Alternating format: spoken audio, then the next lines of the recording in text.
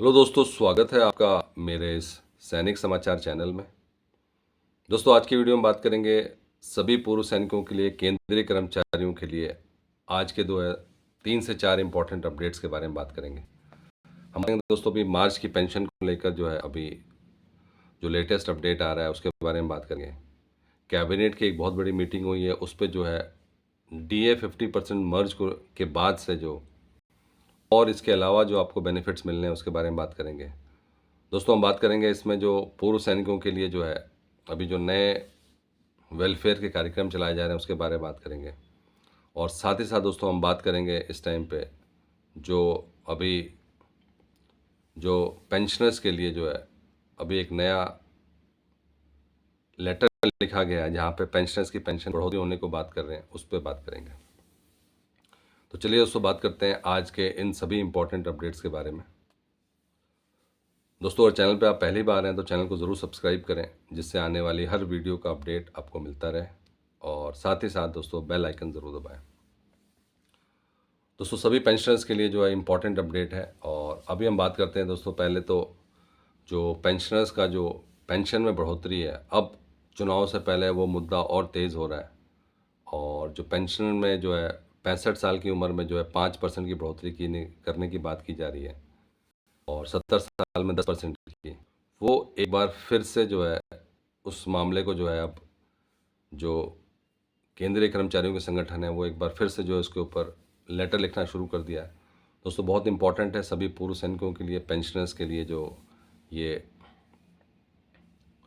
जो मुद्दा है जहाँ पे पेंशनर्स की पेंशन इस टाइम पे बहुत कम है। और ऑलरेडी जो है पार्लियामेंट्री कमेटी ने इसको अप्रूव किया था कि ये जो पेंशन है वो एक अच्छे लेवल पे, यानी कि जो मैक्सिमम पेंशनर्स है वो हमारे 65 से लेकर 75 ईयर्स के एज में आते हैं।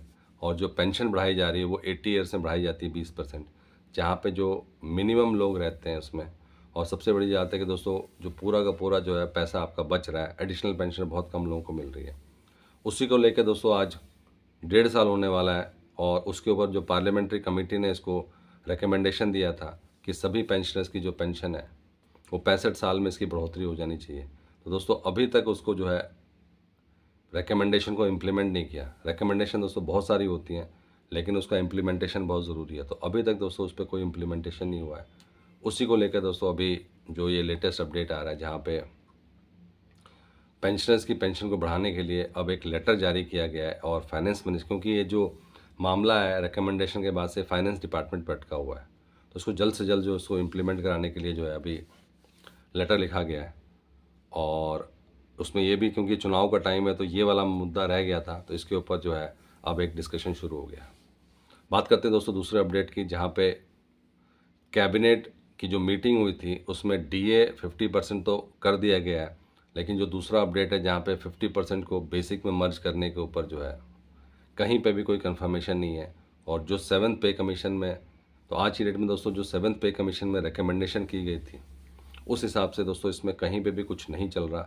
जिस लेवल पे जो उम्मीद थी कि 7th पे कमीशन के बाद से जो है उसमें 50% जो DA बेसिक में मर्ज हो जाएगा, अभी तक दोस्तों इस पे कोई अपडेट नहीं है। लेकिन इसके अलावा दोस्तों और जो 7th पे कमीशन में जो रिकमेंडेशन थी, जहाँ पे ये कहा गया था कि आपका चिल्ड्रन एजुकेशन अलाउंस बढ़ जाएगा, आपका HRA बढ़ जाएगा, आपकी ग्रेच्युटी बढ़ेगी, तो जो 25% और जो इससे जुड़े हुए हैं जो अलाउंसेस हैं उनमें बढ़ोतरी हो रही है। और वो कहीं ना कहीं कन्फर्मेशन आया हुआ है कि उसमें आपकी बढ़ोतरी हो जाएगी।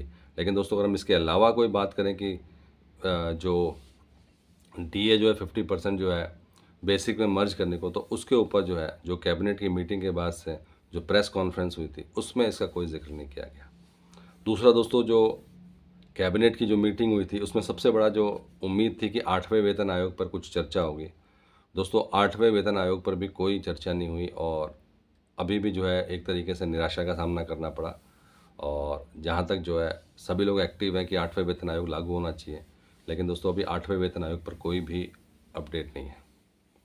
बात करते हैं दोस्तों पूर्व सैनिकों के लिए जो है एक नई पेंशन स्कीम चालू होने वाली जा रही है, जिस पर केंद्र सरकार काम कर रही है कि जो पेंशनर्स हैं उनको एक नई पेंशन स्कीम मिलेगी। और क्योंकि NPS ऑलरेडी चल रही है, OPS से लोग दुखी हैं, ओपीएस को लाना चाह रहे हैं, एनपीएस को हटाना चाह रहे हैं। और इसी वजह से दोस्तों एक पूरी की पूरी कमेटी बैठी है जो सिर्फ और सिर्फ ये देखेगी कि किसी तरीके से जो है जो केंद्रीय कर्मचारियों और पेंशनर्स की जो मांग है उसको पूरी किया जा सके।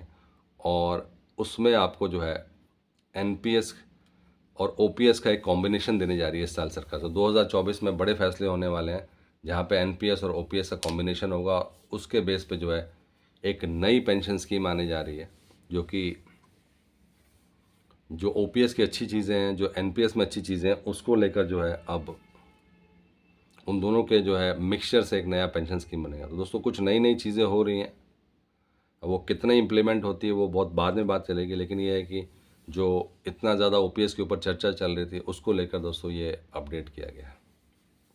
दोस्तों ये थे आज के इम्पॉर्टेंट अपडेट सभी पूर्व सैनिकों के लिए, पेंशनर्स के लिए और केंद्रीय कर्मचारियों के लिए। नई पेंशन स्कीम को लेकर दोस्तों जो कैबिनेट मीटिंग हुई थी उसमें जो क्या क्या आपको बेनिफिट मिलने वाले हैं उसको लेकर, और साथ ही साथ दोस्तों जो पूर्व सैनिकों को अलग अलग जो उनके वेलफेयर प्रोग्राम है और ना सिर्फ केंद्रीय सरकार से वो मिल रहे हैं बल्कि दोस्तों वो प्राइवेट कंपनीज़ भी आज की डेट में जो है जो आपने इतने साल जो है सेना में लगाए हैं उसका बेनिफिट दे रही है। दोस्तों उसको आप ज़रूर चेक करें। और हमने बात किया था पहले भी कि कुछ यूनिवर्सिटीज़ जो है बच्चों के जो एजुकेशन पे भी जो है काफ़ी ज़्यादा उसके ऊपर जो उनको बेनिफिट दिया जा रहा है। और इवन जो है आपकी फ़ीस में भी जो है लगभग 1-1 लाख रुपए की भी उसमें छूट दी जा रही है। दोस्तों ये था आज का इम्पोर्टेंट अपडेट सभी पूर्व सैनिकों के लिए, केंद्रीय कर्मचारियों के लिए। दोस्तों अगर वीडियो पसंद आई तो इसको लाइक कीजिएगा, शेयर कीजिए और सब्सक्राइब करना ना भूलें। और साथ ही साथ दोस्तों अपने कमेंट ज़रूर लिखें जिससे कि पता चले कि दोस्तों आपको ये सारी मैसेज मिल रहे हैं। Thank you for watching this video.